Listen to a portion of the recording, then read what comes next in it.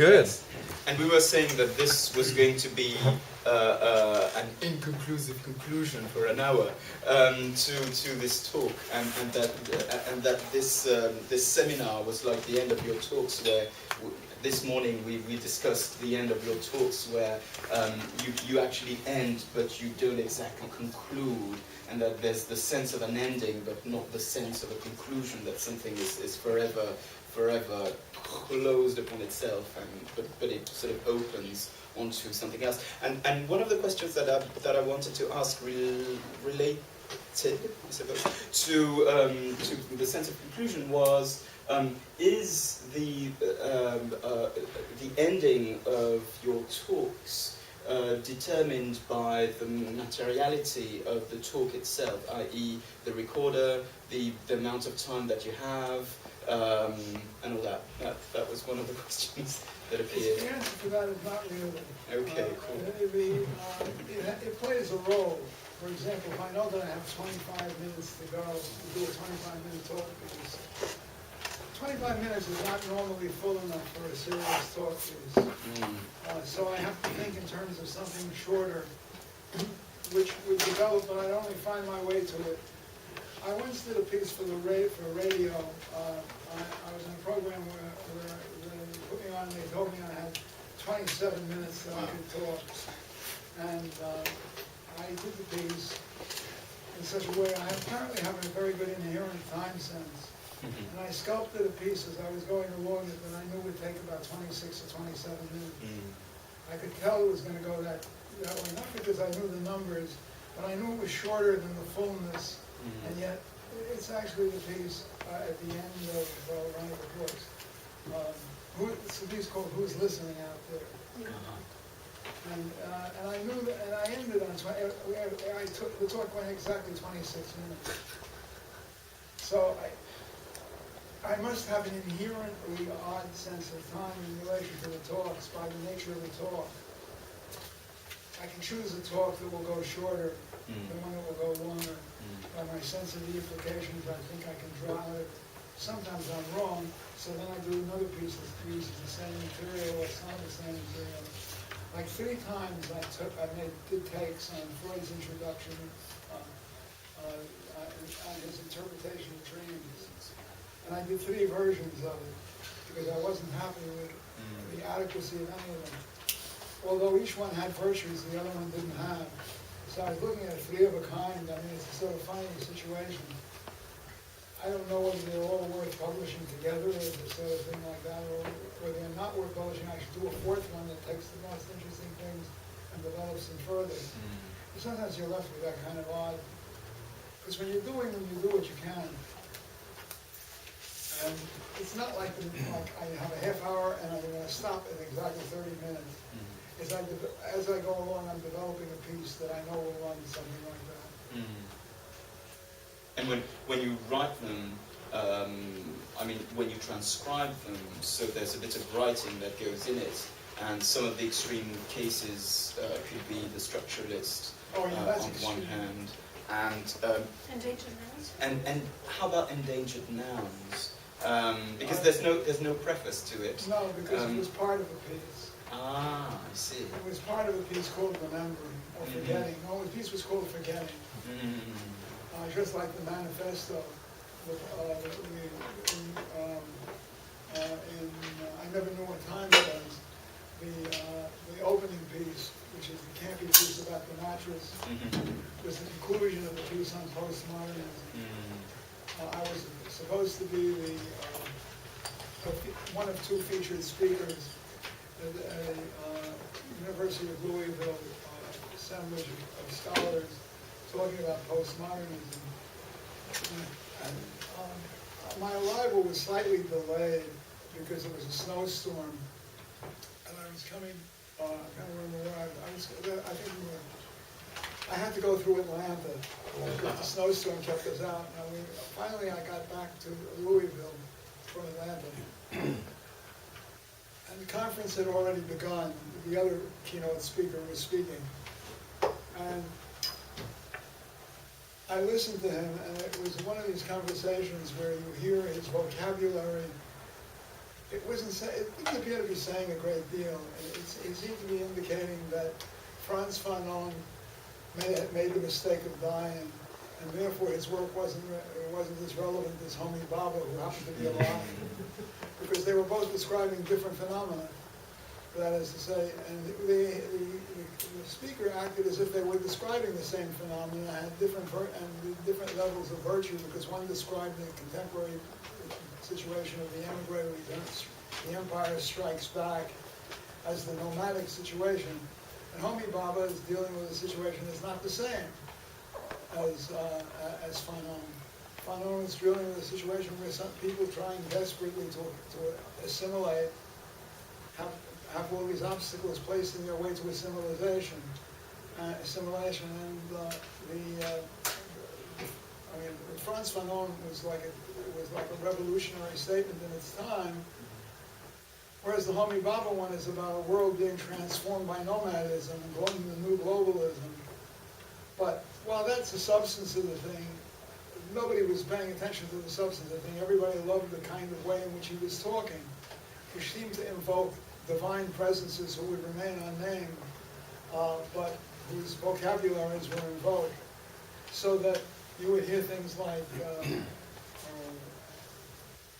about the satrapies and hegemons, and what happened is you would see the audience, variously informed audiences, knowing that root structures as opposed to paranoia structures, as opposed to schizophrenic structures, that all these things were attached to the utterances of great figures who remained at the moment unnamed, by a Greek figure of speech called paranomasia. And so everybody there thrilled to know, recognizing the sources of the vocabulary. It was like a magical vocabulary, which was the main interest in the whole talk. So I figured I got to do something different. I got to get away from this kind of lecture. I mean, I have nothing against Guattari and Deleuze, but although I disagree with them almost entirely, I still have nothing against intelligent disagreement. But I didn't like the particular style of the presentation at all, and I was beginning to freak out with it. So I decided I would tell the story of the mattress, and I began with a number of things to discuss the nature of what I regarded as the postmodern condition. And what I was really trying to deal with was, in a sense, that the postmodernism, it's not that certain works are postmodern, but there is what one calls a postmodern condition. And the postmodern condition is describable in a variety of ways, but one of the things that makes it so strange is that seemingly discrete historical phases overlap each other continuously, and that the past and the present are kind of constantly being redeployed in new ways. Like, for example, Nike produces its shoes. Nike, this international conglomerate, produces its shoes with slave labor done by hand in an old-fashioned manner and under tribal dominance, whereas the company borrows its money from the International Monetary Fund if they need to, or they get kickbacks from the leaders of the countries in whose places they manufacture their crappy shoes. So that, in fact, you have the medieval, the high capitalist, the late capitalist bullshit overlapping each other and found simultaneously in the same place. And it struck me, this is what's startling about it, the ahistorical character, that things are no longer ever lost. They're retrieved and dumped into the situation like a kind of vegetable soup. And you don't know what to expect of this situation. So it's very unpredictable. And one thing that is unpredictable about it is its relation to commodification. The rhetoric of commodity has always been very considerable. That people caution us about all the things that are available and the rather special way in which they're available in the surfeit of this. Actually, contemporary production produces objects that are always sufficiently unsatisfactory to produce complaints. Because essentially the situation has got nothing to do with what the consumer wants or needs. They literally try to engineer the consumer to want what they produce. So in effect, the desire for something, the desire for the perfect hunting knife, or the desire for a good guitar, or a car that is well made, is only going to be partially and superficially satisfiable unless you, like the guitar has a better chance because it's usually handmade. The car has a very poor chance because of the way the system is organized. And everything goes that way from things like houses that are don't have walls of plaster. They have walls with bits of plaster between pieces of paper. You can put your finger through a wall in the contemporary building at this point. Do you really want that? I mean, do you want to save money by having a non-wall or an imaginary wall? It becomes like a hypothetical Japanese traditional house where you could put your finger through the wall, but everybody respects the wall because they have good manners. Well, that's what I call the virtual wall. You have virtual walls, you have doors that if you go through them too rapidly, God help you. You know, and it seemed to me that the so-called great production societies do not produce satisfaction because what they produce is deliberately unsatisfactory material. So Ellie and I needed a mattress, and we wanted it to make sure it was a good mattress. And the uncertainty about the mattress, Ellie's skepticism. Ellie is a great skeptic about the quality of things. She can imagine toxins, which are very possible. She can imagine all sorts of things that would undermine the satisfaction of the things she's being forced to buy.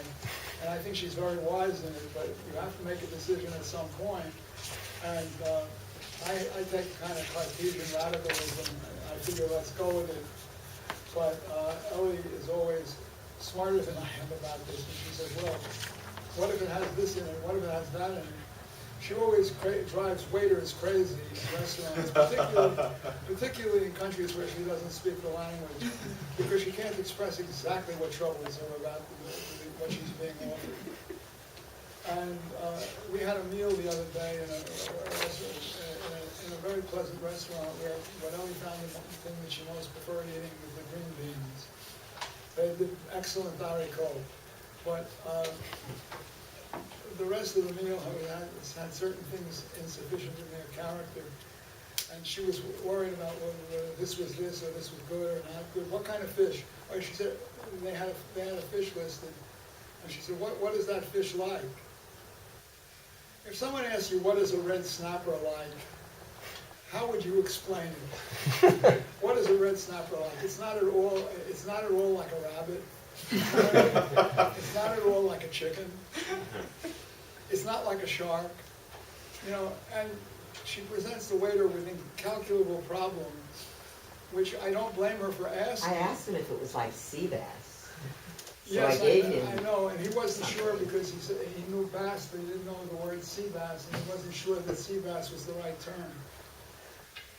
It's very difficult, and Ellie suffers from these hardships, and I took upon myself to tease her in the piece about to help define postmodernism as a state of uncertainty created by the culture, to force us to ask questions that we're not likely to get satisfying answers to.